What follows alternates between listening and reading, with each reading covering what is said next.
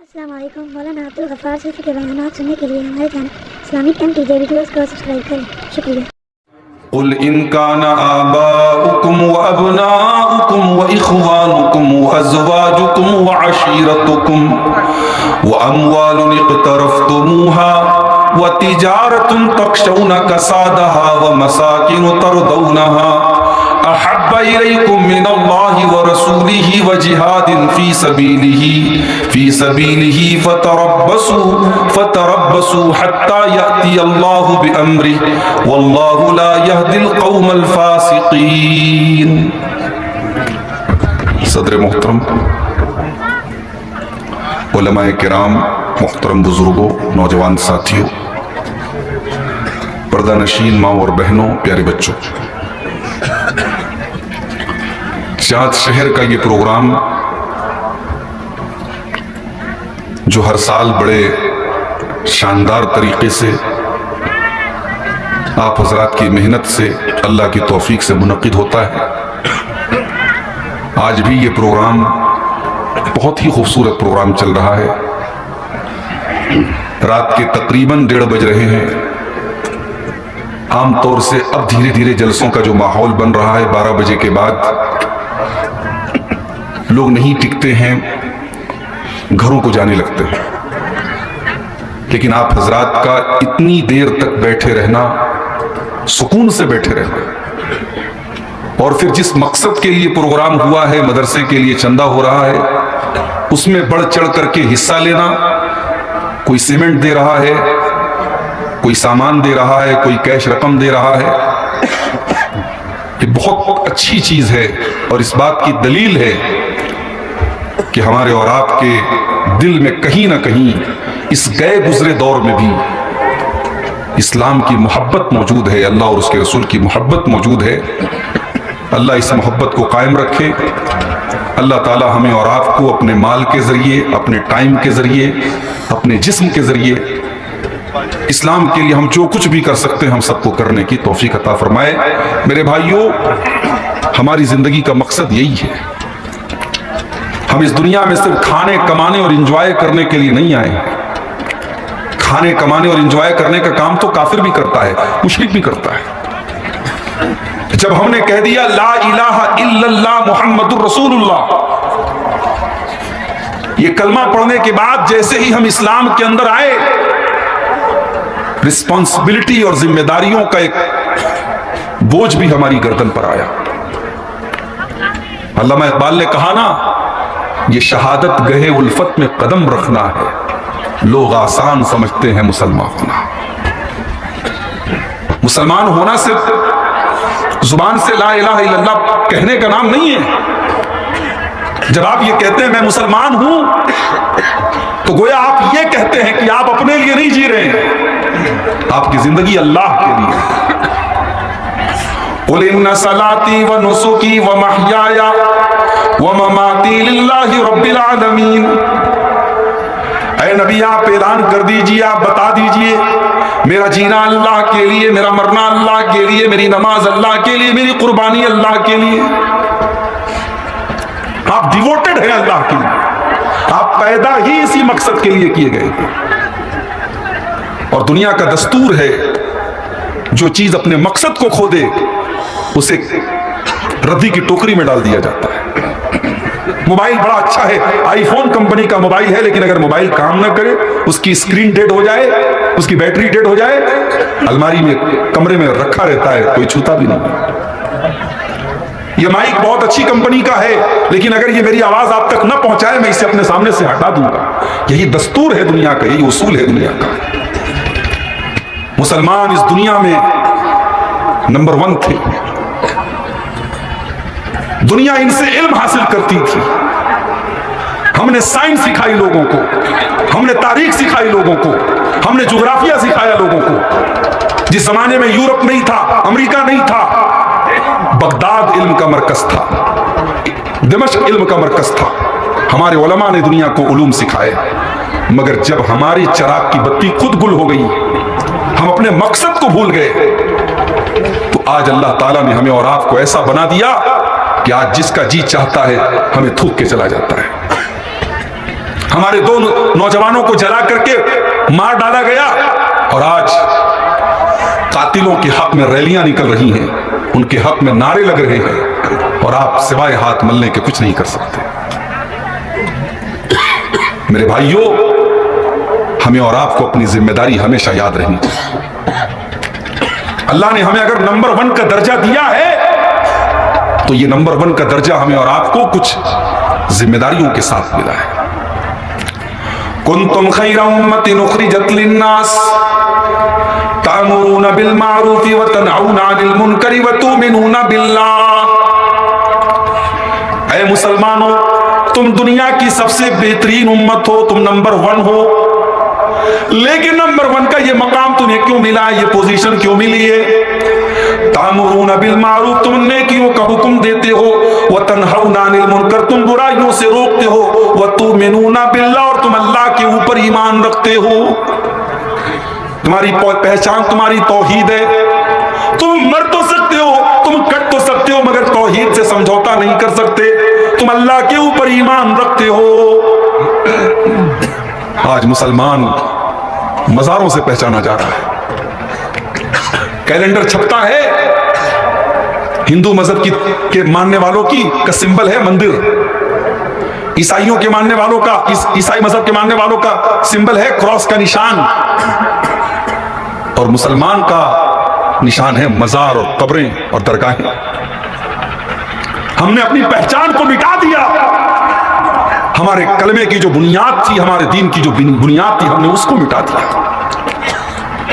आज हिंदुस्तान में बड़ी तादाद में मुसलमान ऐसे हैं जिनके यहां खुल्लम खुल्ला शिर्क हो रहा है, मजारों के आगे सजदा हो रहा है, बुजुर्गों के आगे सजदा हो रहा है, बच्चों के गले में तावीज पहनाया जा रहा है। मौलाना अल्ताफ हुसैन हाली ने बड़ा सच्चा रोना रोया था, 100 साल पहले कहा था, लेकिन आज 2023 में भी उनकी बात 100% सही समझ में आती है। करे खैर गर्बुत की पूजा तो काफिर, कवाकिब में माने करिश्मा तो काफिर, झुके आग पर बहरे सजदा तो काफिर, जो ठहराए बेटा खुदा का तो काफिर, मगर मोमिनों पर कुशादा है राहें, परस्तिश करे शौक से जिसकी चाहे, नबी को जो चाहे खुदा कर दिखाएं, इमामों का रुतबा नबी से बढ़ाएं, मजारों पे जा जा के नजरें चढ़ाएं, शहीदों से जा जा के मांगे दुआएं, न तौहीद में कुछ फर्क इससे आवे, न इस्लाम बिगड़े न ईमान जावे। वही सारा काम गैर मुस्लिम करे तो हम कहते तुम काफिर हो, तुम मुशरिक हो। वो मंदिर का प्रसाद लेकर के आए तो हराम है, तुम मजार का तबर्रुक लेकर के आओ तो जायज है। वो पत्थर की मूर्ति के आगे सजदा करे तो हराम है, तुम किसी वली और किसी बुजुर्ग की कब्र पे जाकर के सजदे करो तो जायज है। मेरे भाइयों, जब हमने अपनी पहचान को मिटा दिया, अपने मिशन को हम भूल गए, तो आज अल्लाह तबारक व तआला ने जिल्लत और रुसवाई हमारे मुकद्दर में। रमजान का महीना आगे आ रहा है, हम जानते हैं रमजान का महीना कुरान का महीना है। साल भर में हम उतना कुरान नहीं पढ़ते जितना रमजान में पढ़ते हैं, मगर हम और आप कभी इस पर भी गौर करें कि हमने कुरान के साथ क्या सुलूक किया है। जरा अपने अपने दिल में झांक करके बताइए, अपने दिल पर हाथ रख करके बताइए, आखिरी बार आपने कुरान को कब छुआ था? कितने हमारे नौजवान हैं जिनकी जिंदगी में कुरान के लिए कोई जगह नहीं है। रात में बिस्तर पे सोते हैं तो मोबाइल देख के सोते हैं, सुबह उठते हैं तो व्हाट्सएप चेक करके उठते हैं, लेकिन कुरान से कोई मतलब नहीं है। क्या कुरान चूमने की किताब थी? शहरु रमजान अल्लज़ी उन्ज़िला फ़ीहिल कुरान हुदल लिन्नासि व बय्यिनातिम मिनल हुदा वल फुरक़ान। हमने रमजान के महीने में कुरान को उतारा था। हुदल लिन्नास, ये पूरी मानवता के लिए मार्गदर्शन करता है, पूरी मानवता, पूरी इंसानियत को सीधा रास्ता दिखाता है। ये हक और बातिल का रास्ता क्लियर बता देता है, ये सच और झूठ को क्लियर बता देता है। कुरान हिदायत की किताब है, हमने तबर्रुक की किताब बना के रखा। लोग पूछते मौलवी साहब, बच्चे ने कुरान गिरा दिया, क्या करना पड़ेगा? बच्चे ने तो कुरान को गिराया है, हमने तो कुरान को नजर से गिरा दिया, दिल से गिरा दिया। न कुरान हम पढ़ते हैं, न कुरान को समझते हैं। मुसलमान कौम की लड़कियां आज मुर्तद हो रही हैं, खबर है आपको? आपके बिहार के कटिहार से खबरें आ रही हैं, हमारे यूपी के बरेली से न्यूज आ रही है, महाराष्ट्र में हजारों लड़कियों ने गैर मुस्लिमों से शादी की है, कोर्ट मैरिज की है और इस्लाम धर्म छोड़ करके उनका मजहब कबूल किया है। क्या इस्लाम इतना सस्ता हो गया कि कोई प्रेम के नाम पे, मोहब्बत के नाम पे, इश्क के नाम पे इस्लाम को छोड़ दे? नहीं मेरे भाई, इस्लाम तो वो कीमती चीज है, इंसान जान दे दे मगर ईमान न दे, ये तो वो कीमती चीज है। इस्लाम तो वो नेमत है, हम 5 टाइम की नमाज में 17 बार अल्लाह से इसी नेमत का सवाल करते हैं, इहदिनस सिरातल मुस्तकीम सिरातल लजीना अनअमता अलैहिम गैरिल मग़दूबि अलैहिम वलद्दाल्लीन। ऐ अल्लाह, तू हमको सिराते मुस्तकीम पर चलने की तौफीक दे, तूने इस्लाम के ऊपर हमको चलाया है, इस इस्लाम के ऊपर चलने की तौफीक दे। इस्लाम तो वो नेमत है कि मरते दम तक जिसकी हिफाजत करनी है। हम हर खुतबे में वो आयत पढ़ते हैं, वला तमूतुन्ना इल्ला व अंतुम मुस्लिमून, तुम्हें मौत ना आए मगर इस्लाम की हालत में। उससे बड़ा बदनसीब कौन होगा जो दुनिया से चला जाए और उसके पास इस्लाम ना हो, उसके पास ईमान ना हो। एक मुसलमान गरीब है, मजदूर है, सूखी रोटी खाता है, चटनी रोटी खाता है, अच्छा मकान भी नहीं है, अच्छे कपड़े भी नहीं है, बहुत आला लाइफ स्टाइल भी नहीं है, मगर इस्लाम की हालत में दुनिया से जाता है। कल अल्लाह की बारगाह में वो बड़ी खुशी के साथ कहेगा, अल्लाह मेरे पास अच्छा मकान तो नहीं था, आला जिंदगी तो नहीं थी, जमीन जायदाद तो नहीं थी, प्रॉपर्टी तो नहीं थी, मगर अल्लाह मैं तौहीद को लेकर के आया हूं, मैं ईमान को लेकर के आया हूं। और बड़े बड़े खरबपति आएंगे, बड़े बड़े अरबपति आएंगे, अरे अल्लाह मैं जमीन भर के सोना लेकर के आया हूं मगर इस्लाम मेरे पास नहीं है, तौहीद मेरे पास नहीं है। अल्लाह फरमाएगा तुम्हें जहन्नम की आग में जलना पड़ेगा, तुम्हारे पास जमीन भर के सोना तो है मगर तौहीद की अमानत तुम्हारे पास नहीं है। वो इतनी बड़ी नेमत है। आज मुसलमान लड़कियां इस्लाम को छोड़ करके मुर्तद हो रही। मेरी प्यारी माओ बहनों, इस्लाम तो वो नेमत है।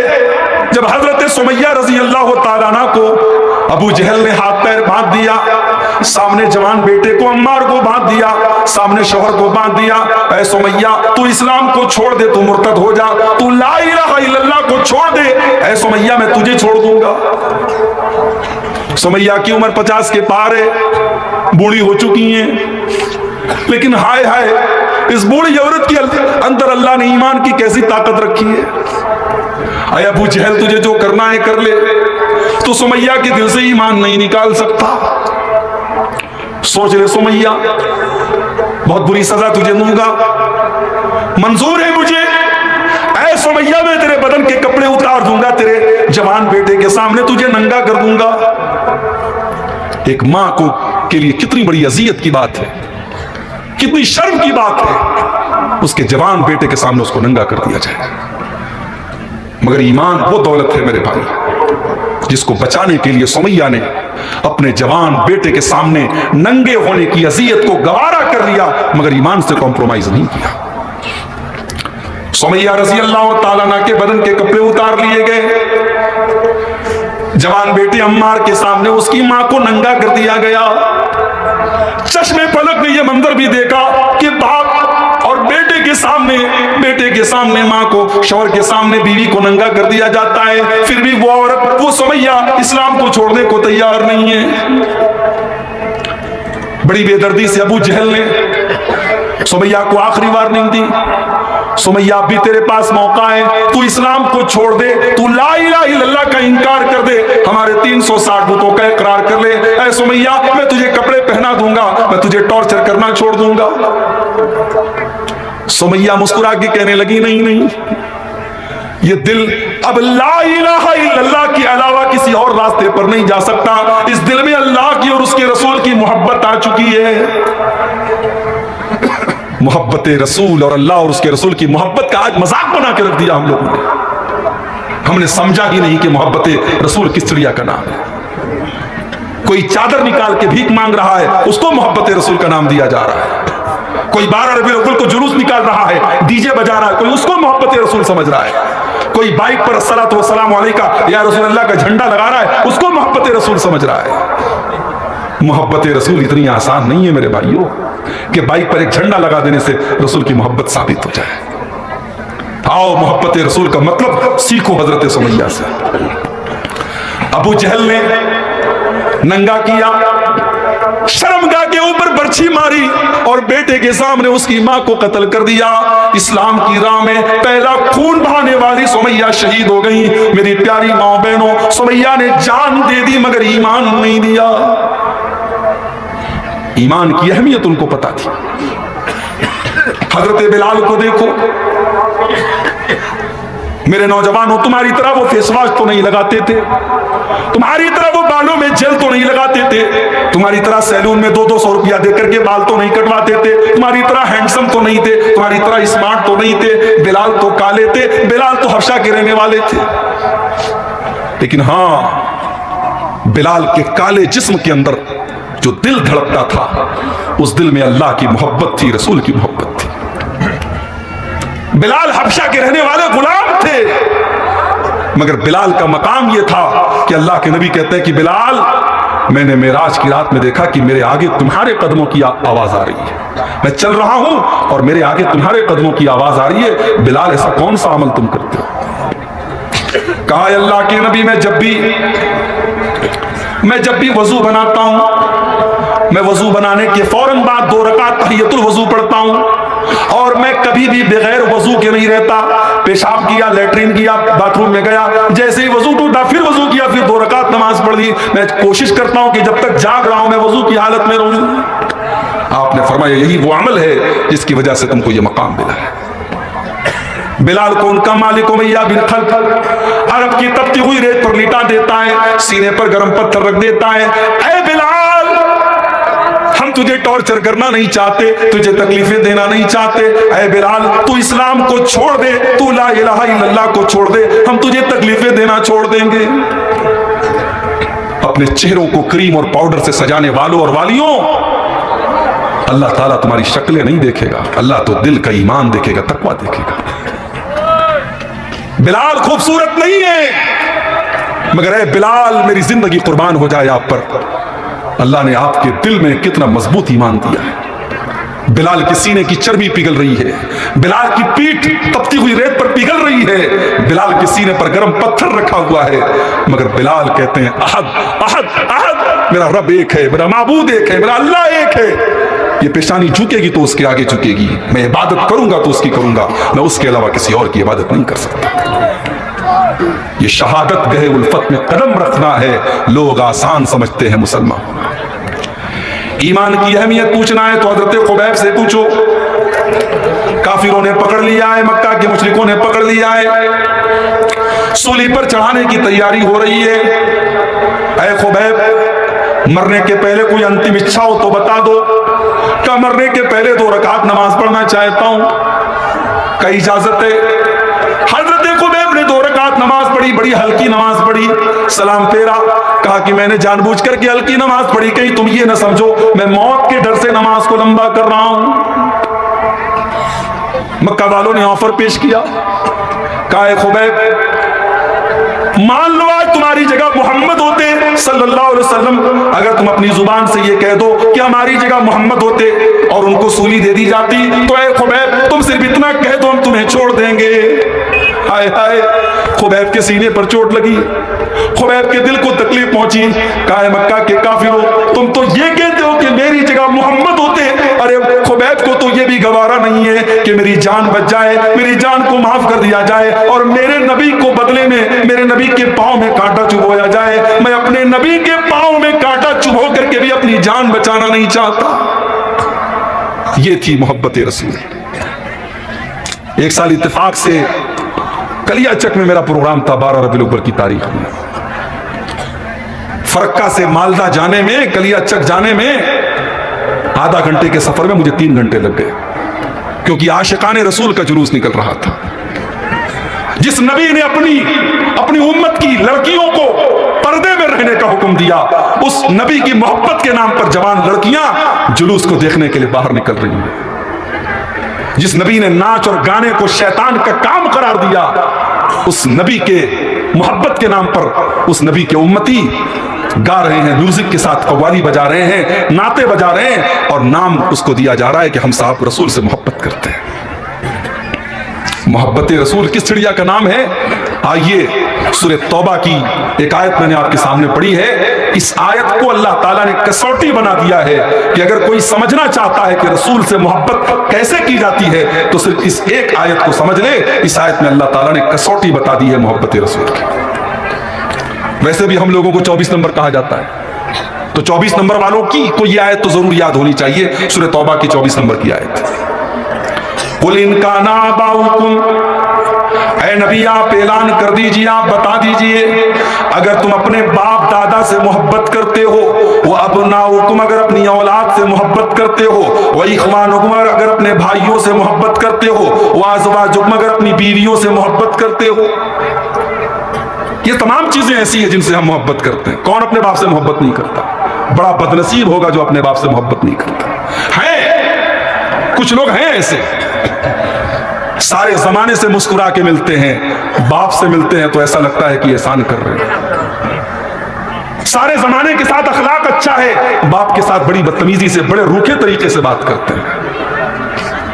कभी अपनी मां के पास बैठो ना, अपने बाप के पास बैठो ना, तो कुरान कहता है वक़्फ़िज़ लहुमा जनाह ज़ुल्ल मिनर रहमा, अपनी रहमत के बाजुओं को बिछा दो। ये तुम्हारी कायनात के सबसे मोहतरम लोग हैं।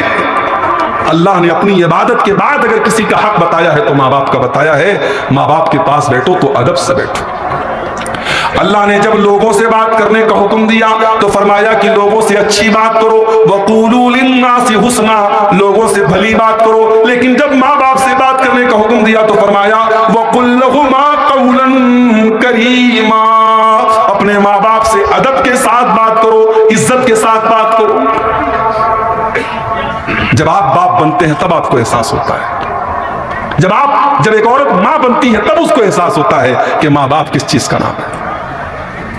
मेरी 2 महीने की बच्ची है, मैं सफर में थका हारा घर पहुंचता हूं, रात में 2 बजे बच्ची उठती है, रोती है, मुझे नींद लग रही है, मगर बच्ची का रोना बर्दाश्त नहीं होता है।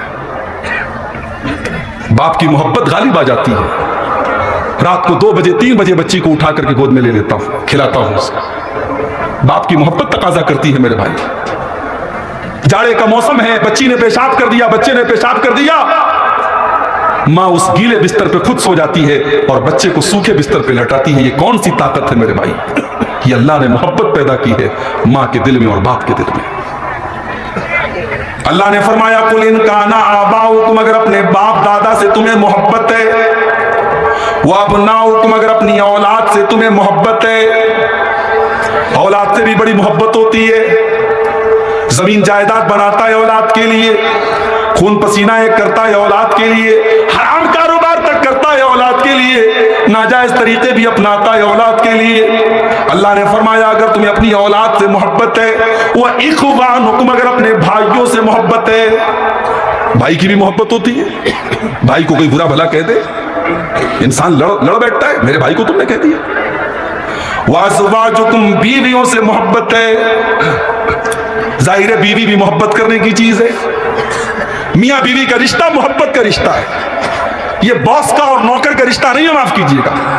कुछ लोग बड़े फख्र से कहते हैं मेरी बीवी तो मुझे देख के डर जाती है। तो तुम इंसान कहाँ हो? तुम तो शेर हो गए, बंदर हो गए तुम। इंसान की बीवी इंसान को देख करके प्यार करती है, मोहब्बत करती है। आपका अखलाक ऐसा हो कि आप घर में जाएं तो बीवी खुश हो जाए, आप मोबाइल पर बात करें तो बीवी आपसे बात करने में खुशी महसूस करे। ये कोई अच्छी बात नहीं है कि आपकी बीवी डर जाए, आपके बच्चे डर जाए। मियां बीवी का रिश्ता मोहब्बत का रिश्ता है। अल्लाह ने फरमाया वो अज़वाजुकुम, अगर तुम्हें अपनी बीवियों से मोहब्बत है, वो अमवालुन इख्तरफ्तुमूहा, और अगर तुम्हें अपने माल से मोहब्बत है जो तुम कमा कमा के लाते हो। माल से भी मोहब्बत नेचुरल है। कोई अगर ये कहता है कि साहब मुझे पैसे से मोहब्बत नहीं, झूठ बोल रहा है। आलिम को भी मोहब्बत है, जाहिल को भी मोहब्बत है। कोई ऐसा नहीं जो ये कहे कि मुझे माल से मोहब्बत नहीं है। वइन्नहु लिहुब्बिल खैरि लशदीद, इंसान को माल से बहुत मोहब्बत है। व तिजारतुन तख्शौना कसादहा, और ए नबी आप कह दीजिए अगर तुम्हें उस तिजारत से, उस बिजनेस से, उस कारोबार से मोहब्बत है जिस कारोबार के तुम मंदी के शिकार होने से डरते हो।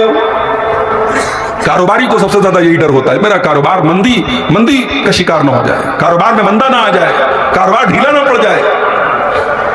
वह मसाकिन तरज़ौनहा, और वो घर और मकान जो तुम बड़े शौक से बनाते हो, अगर उस मकान से तुमको मोहब्बत है।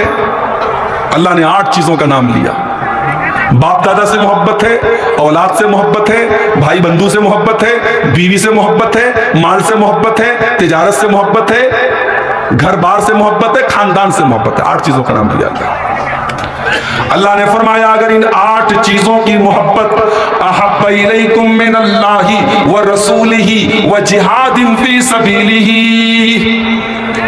अगर इन 8 चीजों में से किसी चीज की मोहब्बत अल्लाह से बढ़ के हो जाए, रसूल से बढ़ के हो जाए, और अल्लाह की राह में जिहाद से बढ़कर के हो जाए, फतरब्बसू, तो तुम अल्लाह के अजाब का इंतजार करो। कसौटी बता दी अल्लाह ने। जाओ अपनी अपनी जिंदगी का जायजा लो। कहीं ऐसा तो नहीं कि बीवी की मोहब्बत के चक्कर में तुमने अल्लाह और उसके रसूल की मोहब्बत को कुर्बान कर दिया।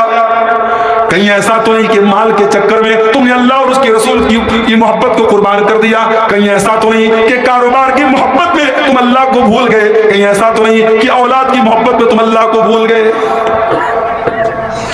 सहाबा को देखो, इस कसौटी पर अगर इस कायनात में सबसे खरे कोई उतरे हैं तो सहाबा उतरे। उन्हें अपने बाप दादा से मोहब्बत थी, मगर अल्लाह और उसके रसूल से बढ़ के नहीं थी। अब्दुल्ला बिन उबई मुनाफिकों का सरदार है, उसने अल्लाह के नबी को गाली दी। उसने अल्लाह के नबी से कहा लयुखरिजन्नल आज़्ज़ु मिनहल अज़ल, इज्जत वाला जब मदीने में पहुंचेगा तो जिल्लत वाले को निकाल बाहर कर देगा। उसने अपने आप को इज्जत वाला कहा और अल्लाह के नबी को जिल्लत वाला कहा, गाली दी नबी को।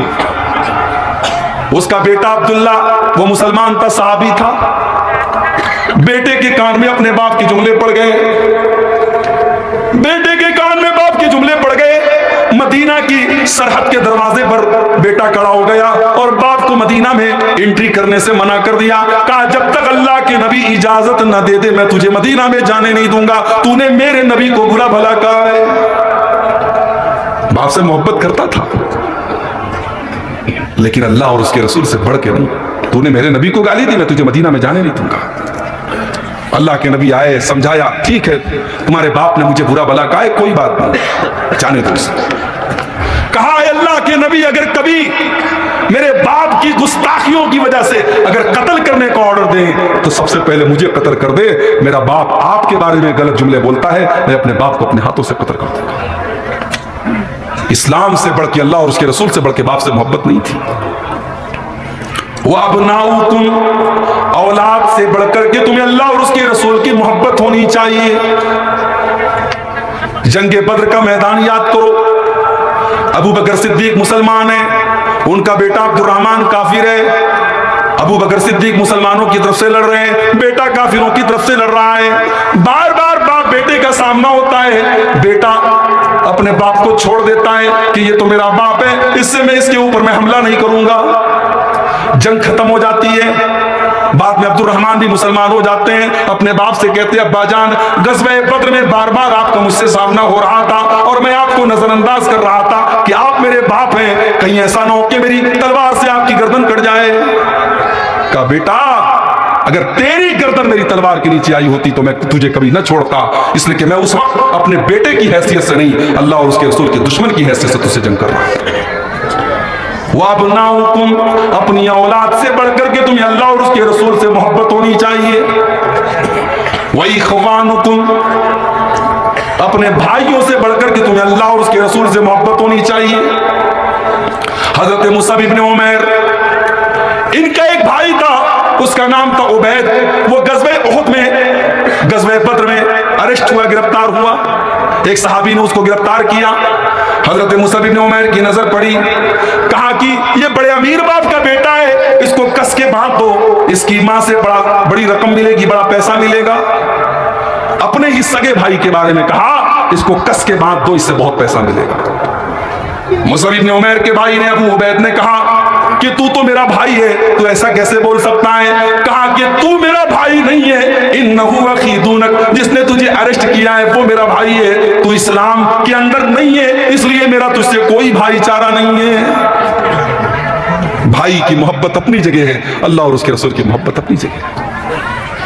आज तो यहां सगा भाई अपने सगे भाई के खिलाफ मुकदमा कर रहा है, जमीन जायदाद का लफड़ा चल रहा है, अदालतों में केस चल रहा है।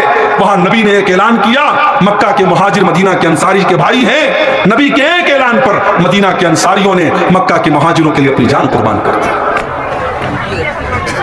वाज़वाजुकुम, अपनी बीवियों से बढ़कर के तुम्हें अल्लाह और उसके रसूल से मोहब्बत होनी चाहिए। बीवी से बहुत मोहब्बत है, मगर जहां बीवी की मोहब्बत अल्लाह और उसके रसूल की मोहब्बत से टकरा जाए, वहां बीवी की मोहब्बत को कुर्बान कर दिया जाएगा। बीवी कहती है, अरे सुनते हो, याद है कल कितनी तारीख है? कितनी तारीख है? अरे कल 7 फरवरी है, 7 मार्च है। अच्छा, तो अरे आप भी कितने बुद्धू हैं, भूल गए हमारी शादी की सालगिरह है, एनिवर्सरी मनाना है, कल केक लाएंगे कि नहीं लाएंगे? केक आ रही है साहब, एनिवर्सरी मनाई जा रही है। मदरसे में चंदा देने के लिए 100 रुपया निकल रहा है और एनिवर्सरी के लिए 500 की केक बड़ी आसानी से आ रही है। बच्चे का जन्मदिन आया, बर्थडे मनाया जा रहा है, हैप्पी बर्थडे, बच्चे का केक काटा जा रहा है। मेरे भाइयों, ये बर्थडे, ये एनिवर्सरी, ये फादर्स डे, ये मदर्स डे, ये इस्लाम का कल्चर नहीं है, माफ कीजिएगा। बच्चे से मोहब्बत साल के हर दिन करो, बच्चों के लिए कभी भी तोहफा लाओ, कभी भी केक लाओ, उसके लिए बर्थडे मनाने की जरूरत नहीं है। बीवी के से मोहब्बत रोज करो, जब भी मौका मिले उसे रेस्टोरेंट पे ले जाके खाना खिला दो, उसके लिए एनिवर्सरी मनाने की जरूरत नहीं है। बीवी की मोहब्बत में आकर के तुम अल्लाह और उसके रसूल की मोहब्बत को ना भूल जाओ। हजरत हंजला को देखो, नई नई शादी हुई है, शादी की पहली रात है, बीवी के साथ है, अल्लाह के नबी की तरफ से ऐलान जिहाद होता है। हजरत हंजला अपनी नई नवेली दुल्हन से कहते हैं, मुझे तुम्हें छोड़ के जाना पड़ेगा, नबी अकरम की तरफ से जिहाद का ऐलान हो चुका है। बीवी रोक भी नहीं सकती थी, जानती थी कि शौहर रुकेंगे नहीं, शादी की पहली रात है, कौन बीवी चाहेगी शौहर छोड़ के चला जाए। नबी अकरम की तरफ से ऐलान जिहाद हुआ, हजरत हंजला अपनी नई नवेली दुल्हन को छोड़ के जाने लगे। बीवी ने कहा है, मेरे सरताज, गुस्ले जनाबत आपके ऊपर फर्ज हो चुका है, गुस्ल तो करके चले जाइए, का टाइम नहीं है। नबी अकरम की तरफ से कूच करने का ऐलान हो चुका है, रातों रात निकलना है, मुझे अभी जाना पड़ेगा, मैं अगर जिंदा लौट के आया तो मैं गुस्ल कर लूंगा। जिहाद के मैदान में जाने के लिए तहारत शर्त नहीं है, पाक होना शर्त नहीं है। चले गए उसी हाल में। बीवी से मोहब्बत है, मगर अल्लाह और उसके रसूल से बढ़ करके नहीं है। अपनी नई नवेली दुल्हन को छोड़ करके निकल गए, मैदान जंग में पहुंच गए। जंग शुरू हुई, मुसलमानों ने शुजाअत के जौहर पेश किए। जब जंग खत्म हो गई, जब शहीदों की लाशें इकट्ठा की जाने लगी, तो उन लाशों में एक नई नई शादी किए हुए नौजवान की लाश भी थी, जिसको दुनिया हंजला के नाम से जानती है। अल्लाह के नबी ने फरमाया, मैं देख रहा हूं फरिश्तों को, वो हंजला को गुस्ल दे रहे हैं। वो जनाबत की हालत में जंग के मैदान में आए थे। इन्नी ला अरल मलाइकत तग़सिलुहु, मैं देख रहा हूं कि फरिश्ते हंजला को गुस्ल दे रहे हैं।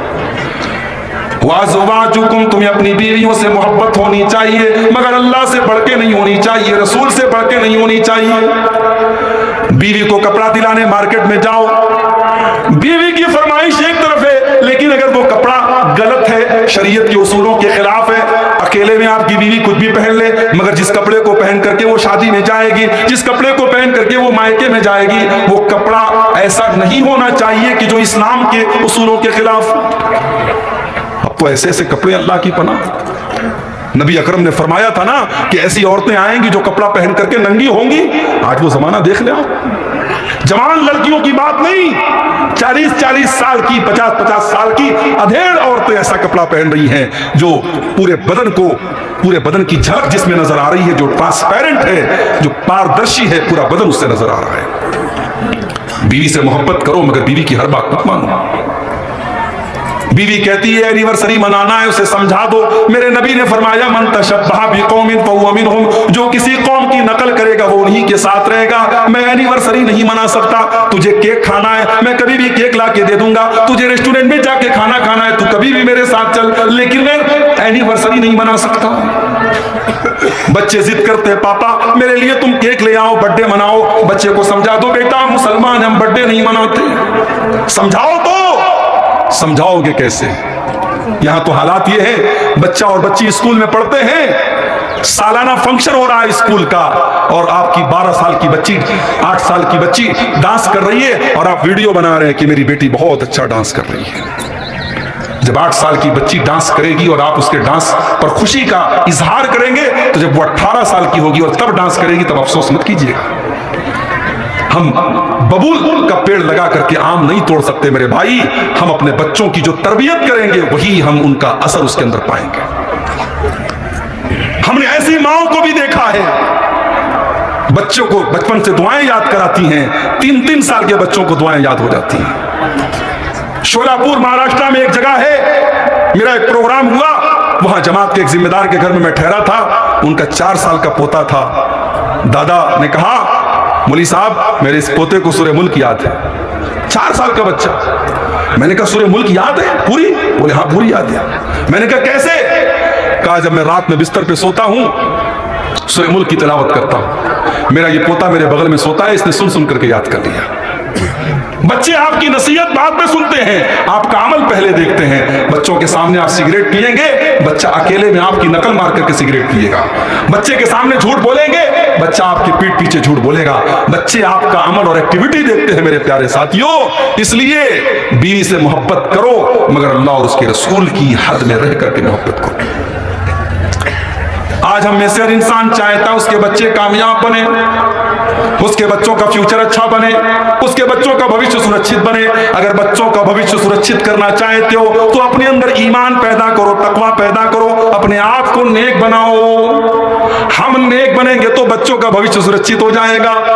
हजरत अब्दुल्लाह बिन मसूद रजी अल्लाह तआला अन्हु रात में तहज्जुद की नमाज पढ़ रहे हैं, अल्लाह की बारगाह में आंसू बहा रहे हैं। उनका 8-9 साल का मासूम बच्चा सो रहा है। अब्दुल्लाह बिन मसूद सलाम फेरते हैं, अपने बच्चे के सर पर हाथ फेरते हैं और कहते हैं मिन अजली का या बुनैया, ऐ मेरे बच्चे तेरे लिए तेरा बाप तहज्जुद पढ़ रहा है, तेरे लिए तेरा बाप क़ियामुल लैल पढ़ रहा है, तेरा बाप इसलिए इतनी मेहनत कर रहा है कि कल तेरा भविष्य अच्छा हो जाए।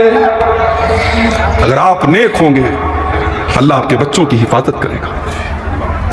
कुरान का 16वां पारा उठाओ, सूरह कहफ में अल्लाह ताला ने वाकया बयान किया। हजरत मूसा और हजरत खजिर का, दोनों एक बस्ती से गुजर रहे हैं, दोनों एक बस्ती से गुजर रहे हैं। बस्ती वाले बड़े कंजूस हैं, इन दोनों ने खाना मांगा, बस्ती में कोई खाना खिलाने को तैयार नहीं है। दोनों थके हारे थे, भूखे प्यासे थे, एक दीवार में सहारा लगा करके बैठ गए। अचानक हजरत खजिर ने देखा कि दीवार गिर रही है। फ़अक़ामहु, हजरत खजिर खड़े हुए और दीवार को खुद ठीक कर दिया। हजरत खजिर बॉडी बिल्डर आदमी थे। मैं अपने नौजवानों से कहूंगा कि अपना थोड़ा बॉडी शॉडी थोड़ा मजबूत करो, ये गुटखा उटका मत खाया करो अल्लाह के वास्ते। गुटखा खाने वाला दीवार को सही नहीं कर पाएगा, वो तो खुद ही कोई एक फाइट मारेगा जमीन पे बैठ जाएगा। ये गुटखा उटका खा करके अपने जिस्म को बर्बाद मत करो। हजरत खजिर और हजरत मूसा जैसी बॉडी बनाओ। हजरत खजिर ने किसी का इंतजार नहीं किया, खड़े होकर के दीवार ठीक कर दी। और मूसा अलैहिस्सलाम तो इतने बॉडी बिल्डर थे, एक आदमी को ऐसा मुक्का मारा वही मर गया। तो आपका मुक्का इतना वजनदार हो, गुटखा खाने वाले का मुक्का इतना वजनदार नहीं हो सकता है, याद रखिएगा। आज हमारे नौजवान ड्रग्स ले रहे हैं, गुटखा खा रहे हैं, शराब पी रहे हैं। बड़ी तादाद में मुसलमान नौजवान शराब पी रहे हैं। और शुरुआत होती है शौकिया से।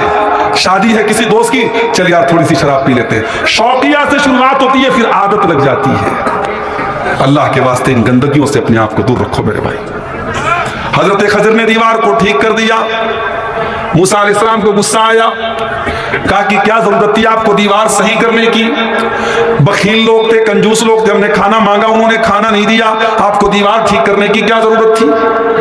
हजरत खजिर ने फरमाया व अम्मल जिदारु फकाना लिगुलामैन यतीमैन फिल मदीनती व काना तहतहु कंजुल लहुमा व काना अबूहुमा सालिहा। कहा कि ऐ मूसा, वो दीवार 2 यतीम बच्चों के मकान की दीवार थी। 2 यतीम बच्चों के मकान की दीवार थी और बाप ने दीवार के अंदर खजाना छुपा के रखा था। अगर दीवार गिर जाती, खजाना गांव वाले लूट के चले जाते। और बाप एक नेक इंसान था। अल्लाह ने मुझे हुक्म दिया कि नेक बाप की औलाद का खजाना बर्बाद ना हो, इसलिए अल्लाह ने मुझे हुक्म दिया कि उस दीवार को मैं ठीक कर दूं। अल्लाह अकबर। हम नेक बन जाएं, हमारी आने वाली नस्लों की अल्लाह हिफाजत करेगा।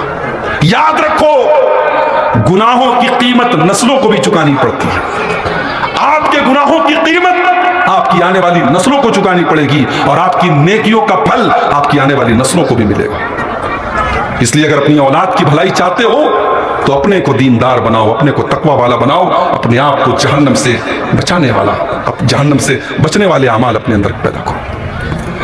अल्लाह ने फरमाया वअज़वाजुकुम, अगर अपनी बीवियों से मोहब्बत करते हो तो बीवी से बढ़कर के अल्लाह और उसके रसूल से मोहब्बत होनी चाहिए।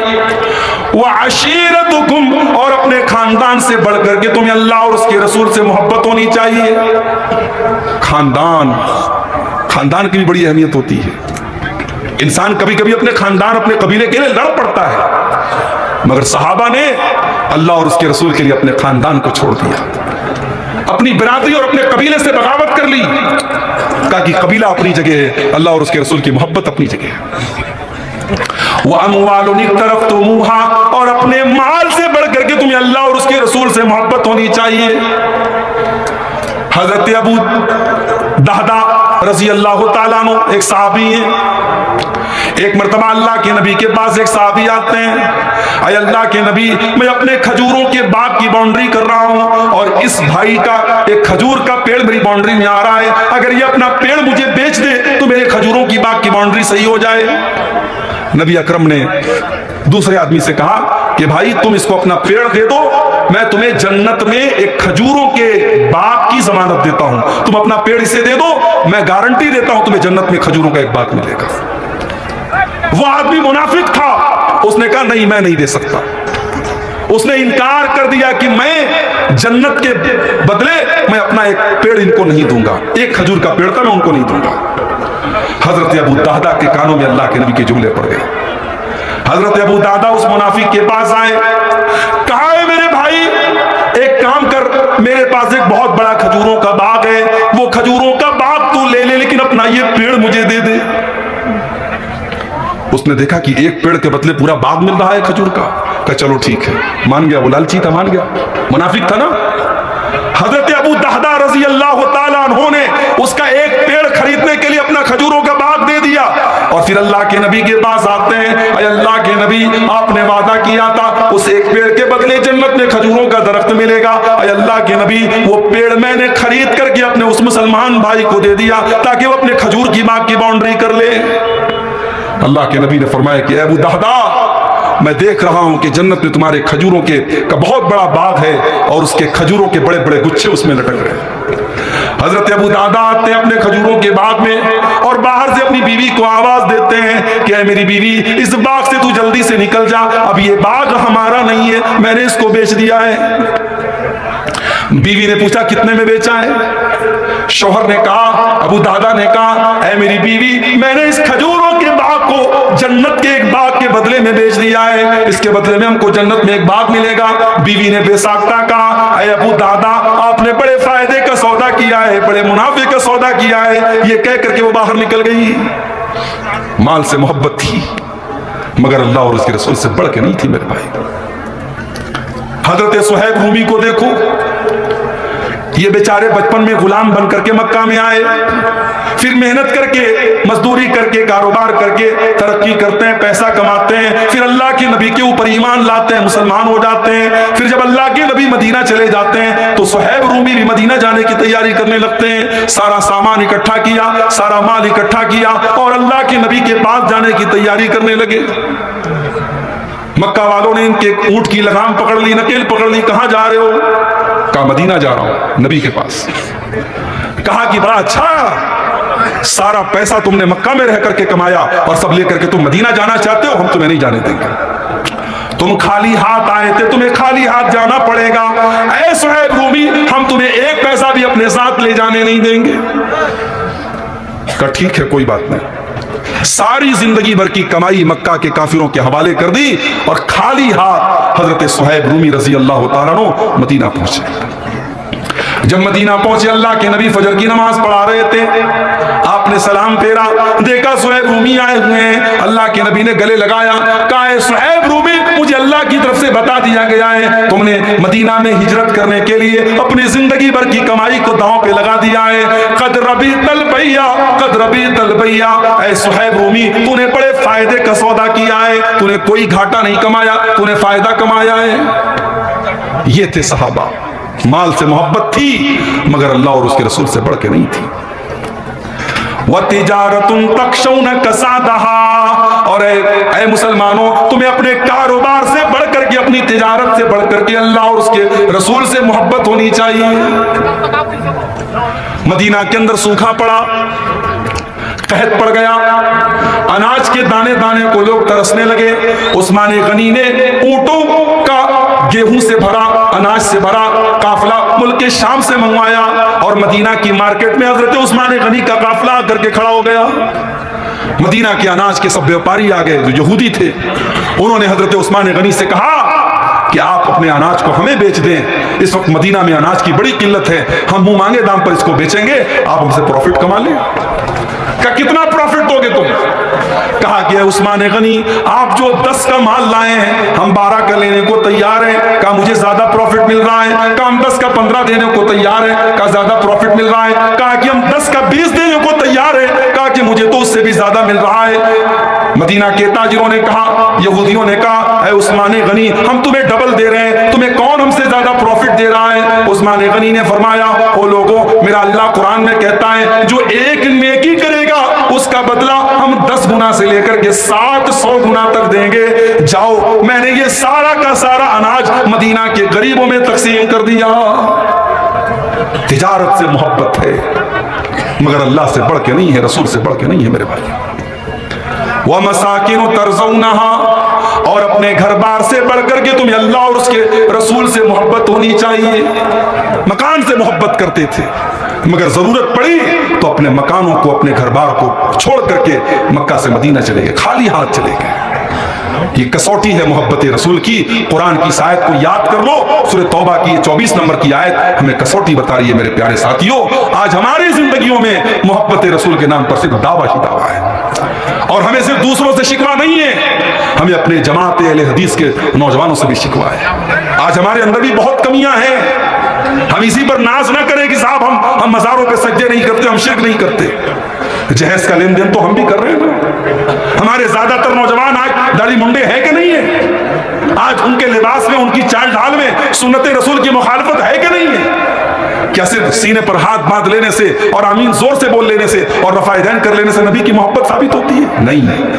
अगर नबी से मोहब्बत है तो आपकी सूरत भी नबी वाली होनी चाहिए, आपकी सीरत भी नबी वाली होनी चाहिए, आपका शादी ब्याह भी नबी वाला होना चाहिए, आपका अखलाक भी नबी वाला होना चाहिए, आपका लेन देन भी नबी वाला होना चाहिए। नबी अकरम के दौर में ऐसे भी मामलात आए, बहुत सारी ऐसी चीजें भी सामने आई कि सहाबा के मर्जी के खिलाफ मामला था मगर अल्लाह और उसके रसूल के हुक्म पर उन्होंने अपनी मर्जी को कुर्बान कर दिया। अगर आपने दीन को अपनी मर्जी से चलाया तो आपने कौन सा कमाल किया? कमाल तो यह है कि आप अपनी मर्जी को कुर्बान कर दें अल्लाह और उसके रसूल के दीन के नाम पर। एक वाकया सुनाता हूं और फिर इंशाअल्लाह हम बात को खत्म करेंगे कि देखिए अल्लाह और उसके रसूल के आगे अपनी इच्छा और अपनी ख्वाहिशात को सहाबा ने कैसे कुर्बान किया था। हजरत मुगीरा बिन शोबा रज़ी अल्लाह तआला अन्हु बड़े मशहूर सहाबी हैं। उन्होंने एक अंसारी लड़की को निकाह का पैगाम भेजा, रिश्ता तय हो गया। नबी अकरम के पास आते हैं, अय अल्लाह के नबी, मैंने एक अंसारी लड़की को निकाह का पैगाम भेजा है। आपने पूछा कि क्या आपने लड़की को देखा है? कहा लड़की को देखा नहीं है। आपने कहा जाओ देख लो। हमारे यहाँ रिश्ता होता है, लड़के के माँ बाप जाते हैं, लड़के के बहनोई जाते हैं, लड़के को इजाजत नहीं है कि वो अपनी होने वाली बीवी को एक नजर देख ले। फोटो वगैरह को मैं सही नहीं मानता। फोटो में आजकल बहुत गड़बड़ हो जाता है, इतने फिल्टर आ रहे हैं, कैमरे का इतना कमाल आ रहा है कि उस पे जो है बिल्कुल काला कलूटा आदमी भी बहुत खूबसूरत लगने लगता है। तो कैमरे का तो कोई भरोसा नहीं। लेकिन शरीयत ने इजाजत दी है, जब आप रिश्ता तय करें, आपको रिश्ता हर तरीके से पसंद है, तो एक बार लड़के को लड़की के सामने, आमने सामने एक बार दिखाना चाहिए। ये शरीयत का मसला है। ये शरीयत का मसला है मेरे भाई। कहीं तो हम इतनी इजाजत दे रहे हैं कि रिश्ता लग गया तो लड़का लड़की आपस में बात भी कर रहे हैं, मुलाकात भी कर रहे हैं, और कहीं हम इतनी सख्ती कर रहे हैं कि लड़के के घर वाले तो देखेंगे लड़की को, मगर जिसकी शादी होने वाली है न लड़की लड़के को देख सकती है, न लड़का लड़की को देख सकता है। ये गलत बात है। अल्लाह के नबी ने कहा तुम एक नजर देख सकते। अब बड़े गौर से सुनिएगा, इसी वाक़े पर मैं तकरीर को खत्म कर रहा हूं क्योंकि रात भी काफी हो रही है, आप भी थक चुके हैं सुनते सुनते। अब हजरत मुगीरा बिन शोबा रजी अल्लाह तआला अन्हा लड़की के घर पहुंचे। इब्ने माजा की सही रिवायत है। लड़की के घर पहुंचे, लड़की के माँ बाप के सामने अपनी ख्वाहिश का इजहार किया कि मैं अपनी होने वाली बीवी को देखना चाहता हूं। हदीस के अल्फाज हैं फकअन्नहुमा करिहा ज़ालिका। लड़की के माँ बाप को यह बात बड़ी बुरी लगी। अल्लाह, गैरत वाले लोग थे, गैरत वाले लोग थे। गैरत जिंदा होती है तो अपना होने वाला दामाद भी हमारी बेटी को देखे, ये लोग पसंद नहीं करते। और जब गैरत मर जाती है तो जवान बेटी को बेपर्दा पूरे गांव में लोग घुमाते हैं, जवान बहन को पूरे गांव में घुमाते हैं। जब गैरत मर जाती है मेरे भाइयों, तब ये तमाम चीजें होती हैं। कहा कि नहीं, हमें यह पसंद नहीं है कि तुम हमारी बेटी को शादी के पहले देखो, हम नहीं पसंद करते। माँ बाप ने मना कर दिया। मुगीरा बिन शोबा वापस आने लगे। लड़की अंदर पर्दे से सारी बात सुन रही थी। लड़की ने अपने माँ बाप से कहा इनकान अम्र रसूलिल्लाह सल्लल्लाहु अलैहि वसल्लम, अरे मेरी अम्मी जान है, मेरे अब्बू जान, आप ये भूल रहे हैं कि ये अल्लाह और उसके रसूल का हुक्म पेश कर रहा है। अरे अम्मी है अब्बू, अगर ये अल्लाह और उसके रसूल का हुक्म है तो इसको मुझे देख लेने दीजिए, और अगर ये झूठ बोल रहा है तो मैं अल्लाह का वास्ता दे करके कहती हूं कि मुझे देखने की कोशिश मत कर।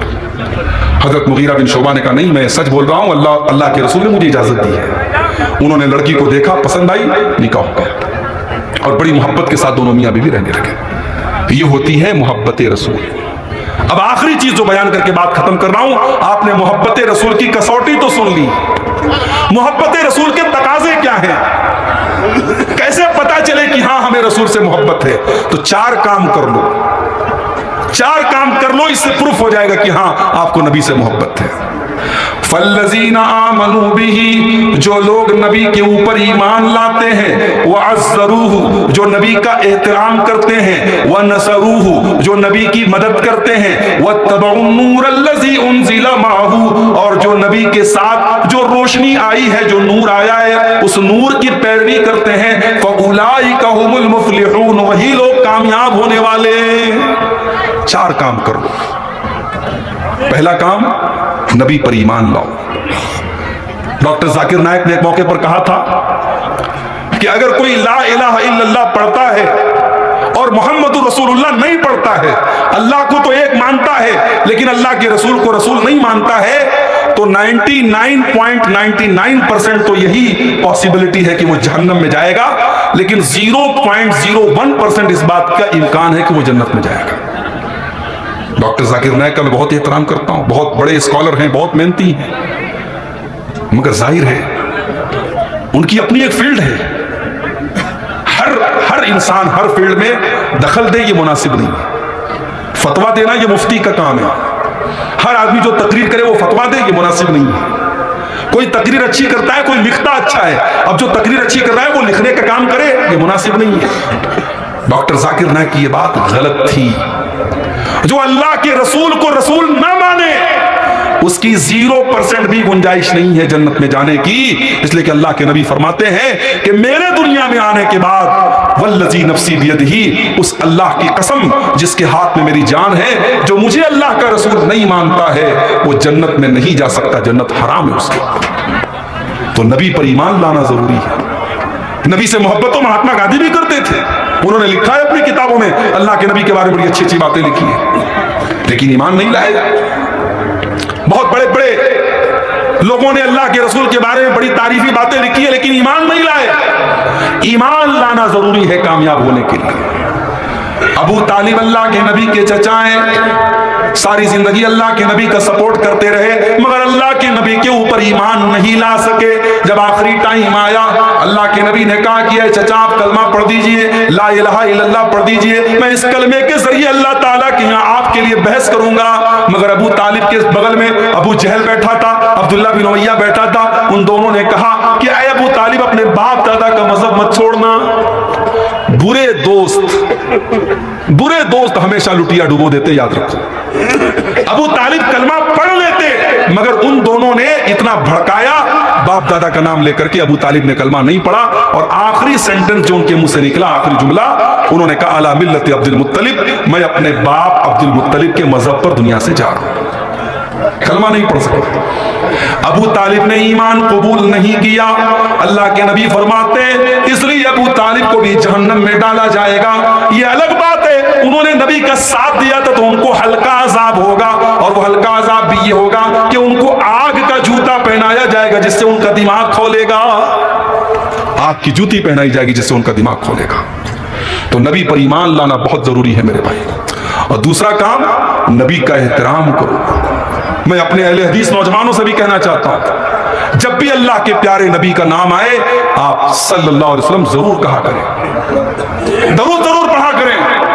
और नबी की जब गुफ्तगू हो तो ऐसा अंदाज आपका नहीं होना चाहिए जैसे किसी आम इंसान की गुफ्तगू हो रही है। अल्लाह के नबी मोहसिन इंसानियत हैं, रहमते कायनात हैं, सारे इंसानों के सरदार हैं, सारे नबियों के सरदार हैं। आपका जो एहतराम है, जो रिस्पेक्ट है, वो होनी चाहिए। नबी की हदीस आपके सामने आए तो अदब से सुनिए, और नबी की हदीस सुनने के बाद कोशिश कीजिए कि उस पर अमल कीजिए। नबी का हुक्म आने के बाद सर झुका दीजिए, एहतराम कीजिए, रिस्पेक्ट कीजिए।